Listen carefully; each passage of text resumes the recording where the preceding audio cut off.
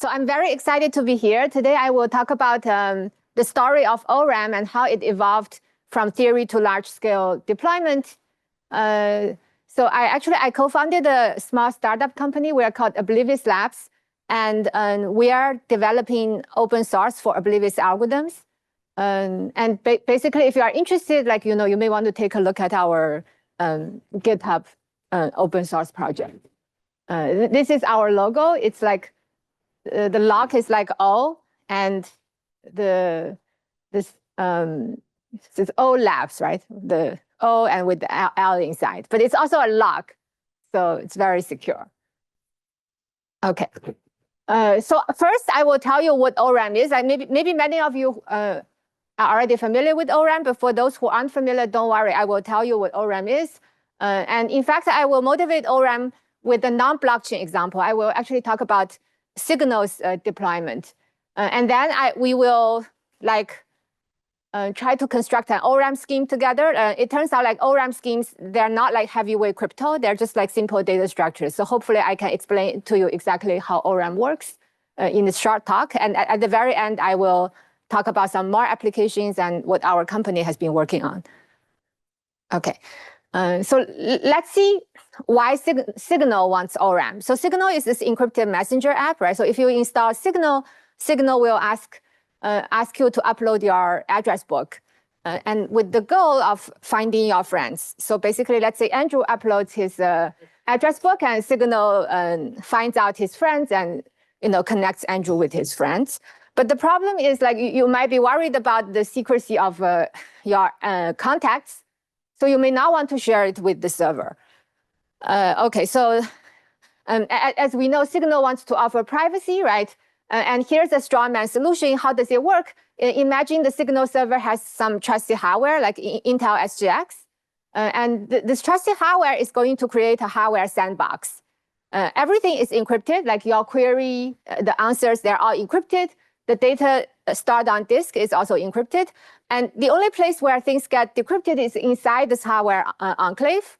Because inside the sandbox, there is a secret key. You can decrypt things, you can compute on them, you can compute the answers. So it may seem like this gives you all the security you need because it protects the data contents. But actually, if you think about it a little bit more, for this particular application, if you only encrypt, really there is very little privacy. And the reason is because if the server can observe which records are being fetched, so you have the server is hosting this large encrypted database on disk, and the enclave has very small memory, right? So when the enclave wants to fetch some friend's entry from this large database, it needs to contact the operating system. So it will tell the operating system, hey, go get this page for me. So which means the server can directly observe which memory pages or which records are being fetched. And this leaks precisely who your friends are. Okay, so the point being that if you only encrypt, for this kind of application, there is very little privacy. And this is the reason why you may want ORAM. So I'll tell you how ORAM works, what ORAM does, and how ORAM works later. But actually, here's another, this is a blockchain example. So let's look at Flashbot's use case. So as you may be aware, in blockchains, a big problem is called minor extractable value, or MEV. And this is also, why you are here today.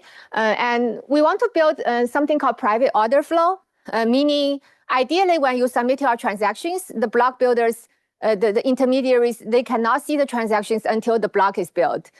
So imagine a pipeline like this, like the users will encrypt their transactions. And let's say on the block builder, they're running a hardware enclave, or TEE. So all the transactions will be encrypted, and then you are building the blocks inside this SGX, secure hardware enclave. And the same problem here happens because when you build the block, you have to execute the smart contracts on the transactions. And as the smart contracts execute, you have to access data that lives on the blockchain. Like you may access the crypto asset you are trading, like let's say Uniswap. You may access the sender and recipient accounts. And if you think about it, the locations you access are precisely the kind of information you want to hide, which means if you only encrypt things, also in this case, if you leak all the access patterns, there basically is very little privacy in this application too. Okay. So here we also need ORAM.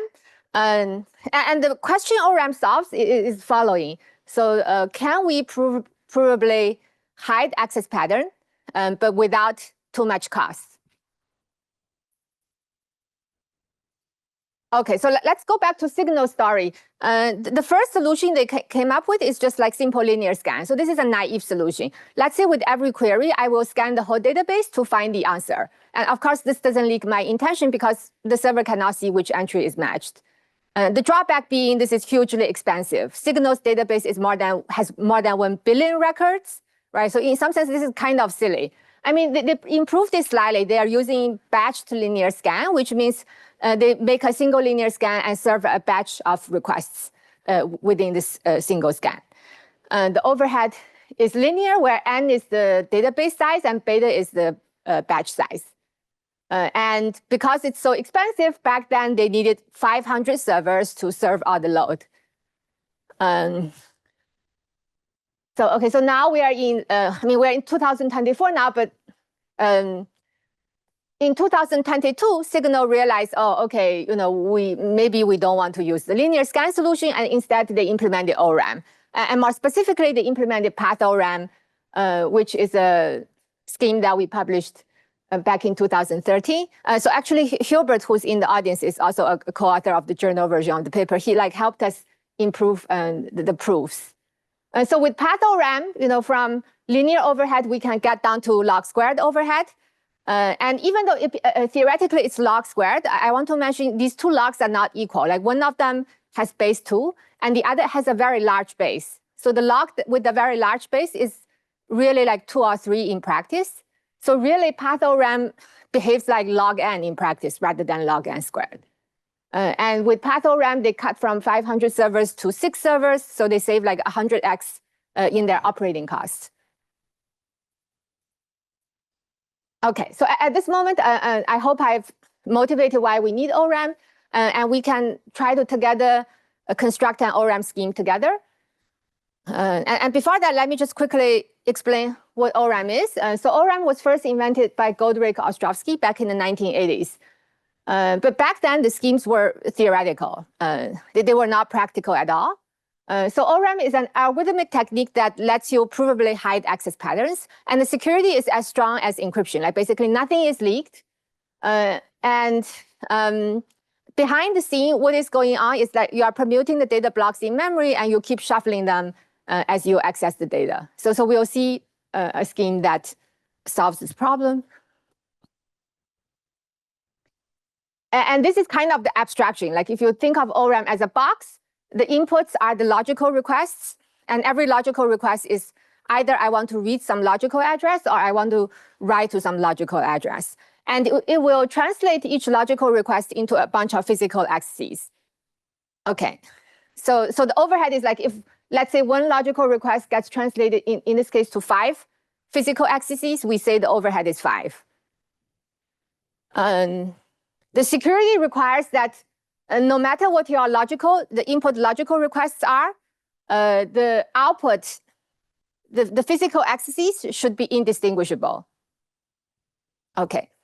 So in other words, by observing the physical accesses, you cannot infer anything about the logical requests. So if you were to implement ORAM in Enclave, ORAM will actually be running inside the Enclave. So it's like part of the trusted computing base. Okay. So how do we construct ORAM? We can first think about a strawman scheme. Like the most natural idea is we are going to permute all the blocks in memory. And the benefit of this is like, let's say if I want to access logical address 9, then I would end up going to a random location. And because let's say the adversary doesn't know this permutation, like to the adversary, I'm just like accessing random locations.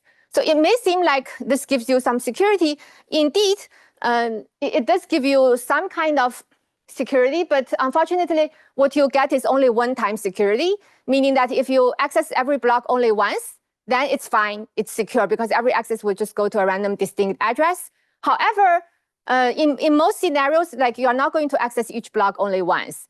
So suppose you access the block 9 twice, then you are going to go back to the same location twice. And this will leak statistical information like frequency, co-occurrence, and then you can do statistical inference attack. So therefore, if you just permute upfront, then the scheme is not secure. For the same reason why deterministic encryption is not secure. You may know that for an encryption scheme to be secure, it has to be randomized, and it's for the same reason. Okay, so the lesson we learned from this strawman attempt is that the blocks have to move around. And in fact, they have to move around. Like once I access a block, I have to move around immediately, because otherwise, if that block stayed in the same place, the next time I access it, I will just go back to the same location, and some statistical information is leaked, like some linkability information is leaked. Okay, so basically, this is the intuition, and we can keep this intuition in mind as we see the actual construction. So as I already mentioned to you, the construction is like, it's actually very simple. It's just a binary tree data structure. Every node in the tree is called a bucket, and a bucket has a finite number of slots. And so for today's talk, you can assume every bucket has 4 slots. Every bucket can store every slot can either store a real block or a filler block. So a real block is encryption of real data, and the filler block is just encryption of 0. And the filler blocks are there only for security. Okay, so but by the way, throughout I will assume all the blocks are encrypted. So the only thing the adversary can see is access patterns. And whenever you read a block, you are always going to re-encrypt it and write it back. And if you want to update the block, you just re-encrypt the new content. Otherwise, you re-encrypt the same content and write it back. So the server cannot see whether the blocks are being updated or not. Like the server cannot tell whether you are reading the block or you are writing the block. Okay. The most important invariant is that every block is going to be mapped to a random path. So imagine I have some block X and it's mapped to the blue path. Okay. In the beginning, I will cheat a little bit and assume the CPU stores a large position map that records where each block is. Okay, but in the end, I will get rid of this position map. So don't worry, like if you think the position map is too big, it doesn't fit in the CPU's cache, then just don't worry about it. I'll get rid of it in the end. So now reading a block is very simple. If I want to read the block X, I will read the position map, discover that X is on the blue path, and then I'm going to read every location on the blue path. I'm guaranteed to find the block X. So the most interesting thing happens after I read X, because as I said, the block has to be relocated immediately after I read it. So how do I relocate it? Most natural idea, again, is I want to pick a new path and assign X to the new path. So suppose the new path I pick is the green path. So how do I write block X to the green path? And this is the tricky part. I mean, of course, I have to update the position map to reflect that. But the next thing I want to do is to actually write the block to the green path. So where on the path can I write it? Can I write it directly into the leaf?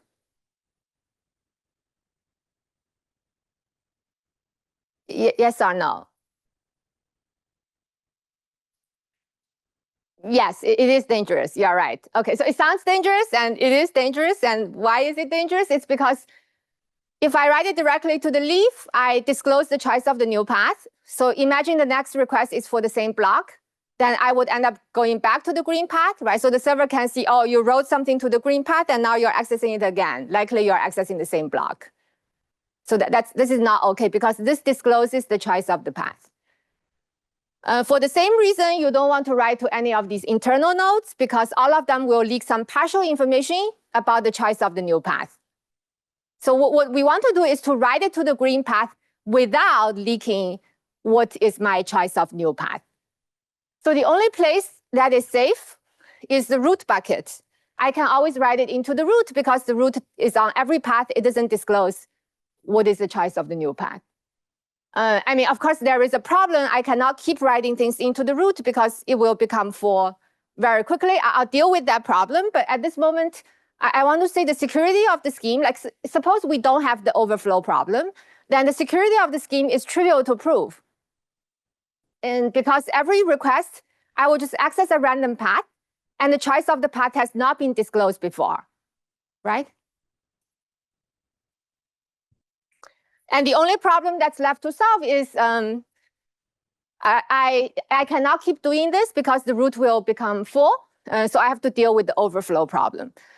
So in fact, actually, okay, I lied a little bit. There are actually two remaining problems to solve. One is to overcome this overflow problem, and the other is to just remove the position map, which I promised you earlier. So let's do them one by one. I will do this really quickly.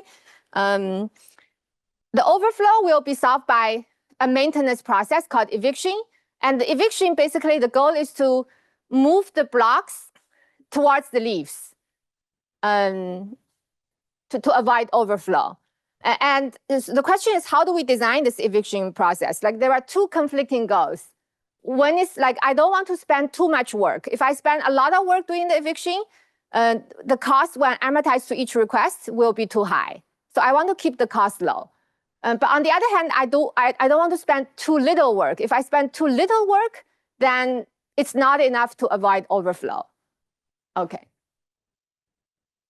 And I will talk about the eviction algorithm of path-ORAM, which is the algorithm signal deployed. So path-ORAM's idea is I will just evict on the read path, the path which I have just read to fetch my block. Because like I'm touching this path anyway, I might as well do some maintenance work on this path. And how do I evict on this path? I will use the most aggressive eviction strategy possible, which means, so imagine I just grab the whole path into the enclave, and I will repack the blocks on the path. I will move things as close to the leaves as possible, subject to the path invariant. So that's it. If you put everything together, this is the path-ORAM algorithm. I mean, except that I still need to get rid of the position map. But this is super easy because the solution is just one word. It's recursion. So how do we get rid of the position map? The position map is linear in size, but it's smaller than the original database. So I will basically store the position map in a smaller ORAM, and then I get a position map of the position map. And then I just keep recursing until the position map is constant size. At this moment, I can store it in my CPU cache. So the depth of the recursion is at most logarithmic because every time I can shave at least a constant factor. In practice, the step is just 2 or 3. So this is the log that has a large base, right? So remember I said the overhead is log squared. One of the logs comes from the height of the tree, and the other comes from the recursion. And for the height of the tree, that log is like really log base 2. But this log has a large base because in practice, the block size is like 4 KB. You can pack many position identifiers in the block. And the recursion depth is just like 2 or 3 in practice. So basically, this is path-ORAM. The scheme is extremely simple. 16 lines of pseudocode. Even if we count lines like AND-IF and AND-FOR, it's so simple, you can print it on a T-shirt. Okay, just quickly summarize. This is tree-based ORAM. Every block is mapped to a random path in the tree. The most important is the block must relocate immediately after I access the block. And importantly, it has to be relocated without revealing the choice of the new path. The security proof is trivial. Like I didn't talk about the proof, but the most challenging part of the proof is actually analyzing the stochastic process and showing that there is no overflow except with negligible probability. Okay, so I will just very quickly mention what our company has been working on, and maybe before that, let me just quickly mention some of the other applications of ORAM in the blockchain space, right? So I quickly mentioned the flashbots use case in the beginning, but ORAM can also be used for privacy-preserving smart contracts and transactions. We also want to build an Oblivious data access layer for blockchain, right? So this is kind of like a database that hosts the blockchain data. But if like you are a wallet exchange, you are a relay, you want to access this database, we can completely protect your intentions. Like basically, our service will not be able to see which locations you are accessing. Okay, we have an open source release. If you are interested, you can go to this URL to check it out. And So I want to mention something about performance. So as I said, this is like not heavyweight cryptography. It's just a simple binary tree data structure.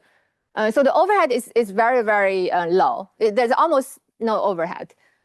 If you are running ORAM on an Ethereum-sized database, our latency is only like 20 to 50 microseconds, right? I stress it's microseconds, not even milliseconds. So this is like extremely fast. Yeah, I also want to mention like there are many applications that may be latency critical, like in Flashbot's use case, because the block builders are going to be running this. So they really actually, they do care about the latency a lot. So this is why, you know, I think with like 20 to 50 microseconds, chances are like ORAM is not the bottleneck. Like it's like other parts of the system, like, you know, when your SGX is signing, that's on the order of milliseconds, I would guess.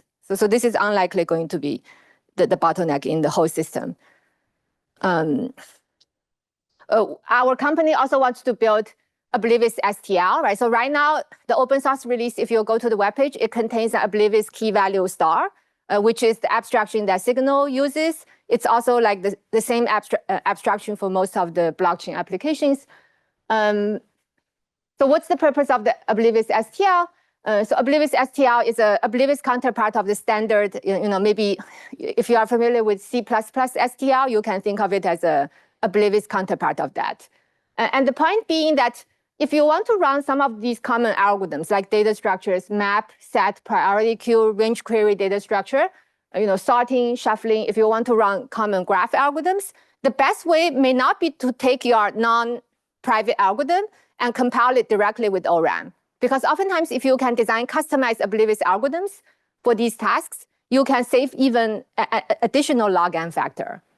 So you can be even faster. So the point of the Oblivious STL is we are going to provide a library with like these fast, customized Oblivious algorithms and just make it available for people to use. So this just got started, and there's a lot of work remaining to be done. I also want to mention today, I really mostly focused on ORAM together with trusted hardware. But ORAM is not just for trusted hardware. Like it's also needed for scaling things like multi-party computation and fully homomorphic encryption to big data. So today, when we talk about multi-party computation and FHE, these primitives are used for small data. And the reason being, if you want to access some memory location, like with MPC and FHE, you would build a circuit to implement this memory access, and the cost is linear. Like essentially, you are making a linear scan in the circuit.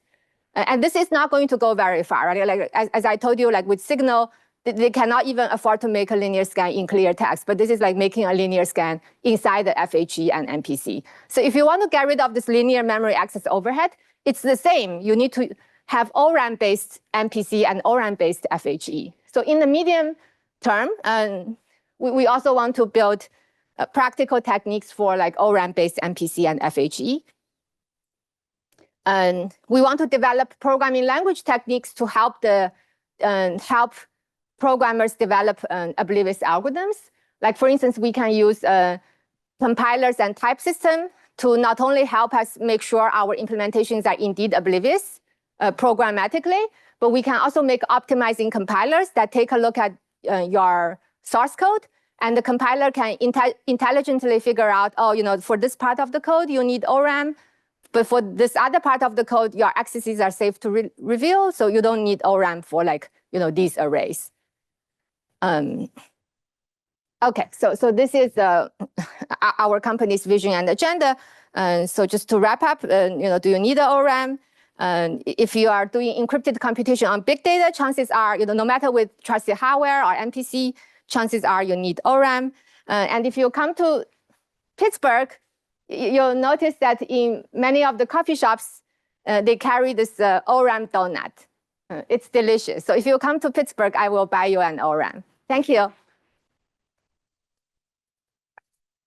Yeah, this is a quick plug. Like I have some lecture notes on Oblivious computation and private information retrieval. And again, this is like our company's open source repository. Thank you. Any questions? We can take about 2. Yep. I won't go on the recording if you. Maybe that's better.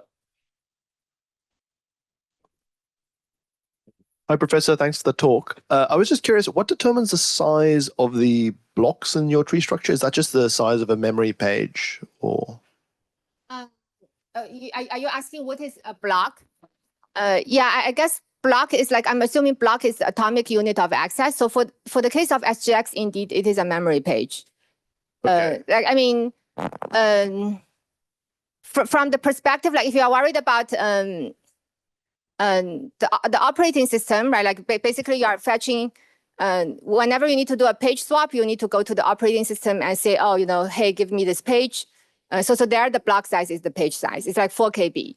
Okay, thank you. And then an unrelated question, but since I have the mic, I understand this probably doesn't apply to the MPC FHE case necessarily, but at least in the TEE case, there's this alternative approach you can take where the access patterns themselves do reveal information, but you try to block all the channels through which the access patterns leak.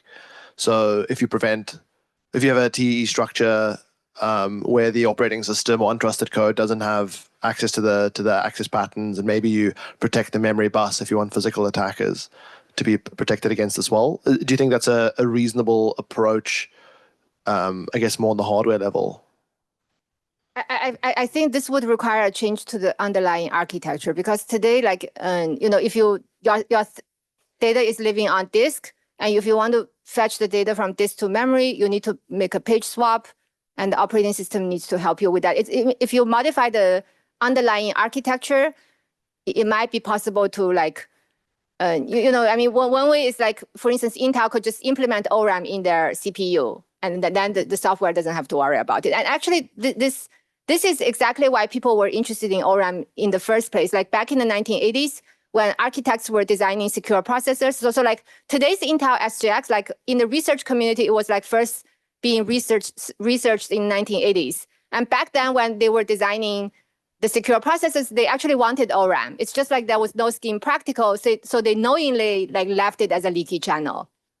But actually a group at MIT, Srini Davidis and his students, like they actually taped out a secure processor running ORAM inside the CPU. So in this case, you don't need to do it at the software level. It's like done in the hardware itself.